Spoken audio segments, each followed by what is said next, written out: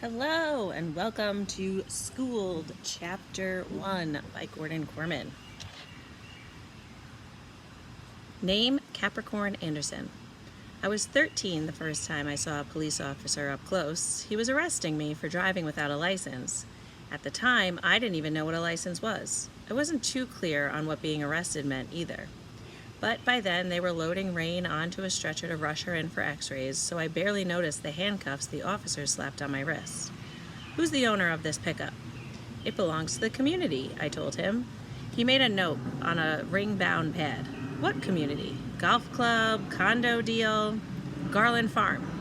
He frowned. Never heard of that one. Rain would have been pleased. That was the whole point of the community, to allow us to escape the money-hungry rat race of modern society. If people didn't know us, they couldn't find us, and we could live our lives in peace. It's an alternative farm commune, I explained. The officer goggled at me. Alternative? You mean like hippies?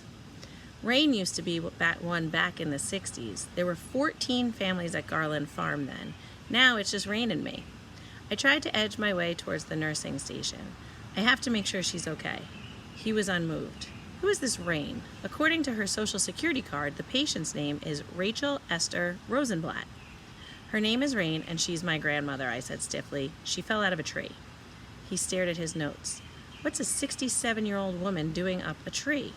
Picking plums, I replied defensively. She slipped. So you drove her here at 13. I drive all the time, I informed him. Rain taught me when I was 8. Sweat appeared on his upper lip. And you never thought of just dialing 911? I regarded him blankly. What's 911? The emergency number on the telephone. I told him the truth. I've talked on a telephone a couple of times in town, but we don't have one.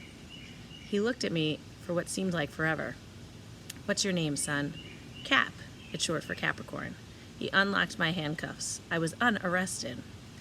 How could an able-bodied teenager allow his grandmother to scale up a plum tree? Simple. She wasn't my grandmother at the time. She was my teacher. I was homeschooled. That was the law. Even on a tiny farm like ours, you had to get an education. No school bus could ever make it up the rutted, snaking dirt road that led to Garland. But transportation wasn't the only problem. If we'd been serviced by an 8-lane highway, Rain would still have handled my schooling personally. We wanted to avoid the low standards and cultural poison of a world that has lost its way. So that's what I was doing when Rain fell, working on a vocabulary lesson. Most of the list came from the state 8th grade curriculum. Barometer, decagon, perpendicular. I could always spot the extra words Rain threw in. Nonviolence, Zen Buddhism, psychedelic, microprocessor. I frowned at the paper on the unpainted wood table. Was that Rain or the state? I'd never heard that term before. I stepped out of the house, careful not to disturb my science project, the Foucault pendulum suspended from the porch roof. The tester from the education department thought it was good enough to enter the county science fair. Too bad we don't believe in competition. All that emphasis on trophies and medals, the shiny symbols of an empty soul. Anyway, Rain said the whole thing was a trick to get me to go to regular school. If your project is excellent, it only proves that you're getting a superior education right here with me, had been her reasoning. I spotted her up in the tree, reaching across a limb to pick a plum. Rain, I called. There's a word I don't and it happened. 1 minute she was on the branch, the next she was on the ground. I don't even recall seeing her fall. Just the faint cry followed by the dull clunk. Ah! Whoomp! Rain! She was lying on her side amid the scattered plums when I pounded onto the scene. Her face was very pale. She wasn't moving. My terror was total. Rain was everything to me. My teacher, my family, my whole universe. Garland was a community, but we were the community. The two of us. I knelt beside her. Rain, are you okay? Please be okay. Her eyes fluttered open and focused on me. She tried to smile, but the pain contorted her expression into a grimace. Cap, she began faintly. I leaped back to my feet. I'll get Doc Cafferty. Doc Cafferty lived a few miles away. He was technically a veterinarian, but he was used to working on humans since he had 6 kids.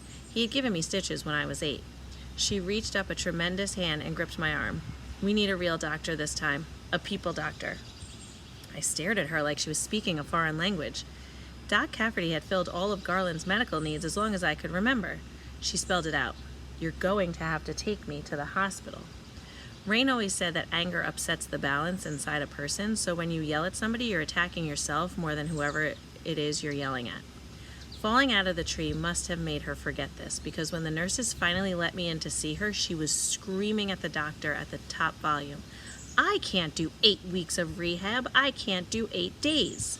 You've got no choice, the doctor said matter-of-factly. You have a broken hip. It has to be pinned. After that, you'll need extensive physical therapy. It's a long process and you can't ignore it just because it doesn't fit with your plans. You're not listening, Rain shrilled. I'm the caregiver to my grandson, the only caregiver. What about the parents? The doctor asked. Where are they? She shook her head. Long dead. Malaria. They were in the police corps in Namibia. They gave their lives for what they believed in. That sounds worse than it is, but I never knew my parents except from old pictures.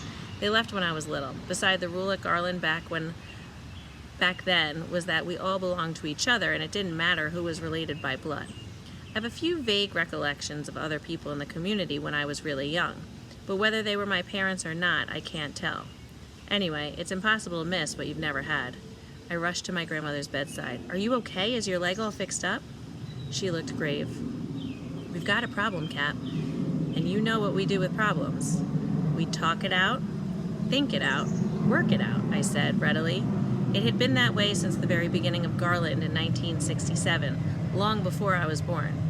Now that there were only 2 of us, Rain still gave me a full vote. She never treated me like I was just a kid. The doctor was growing impatient. How about cousins, or maybe a close friend from school? I'm homeschooled, I supplied. The doctor sighed. Mrs. Rosenblatt. That name hasn't applied to me for decades. You can call me Rain. All right, Rain. I'm admitting you now. We'll operate in the morning, and I'll call social services to see what arrangements can be made for your grandson. That's when I started to worry about what was going to happen to me.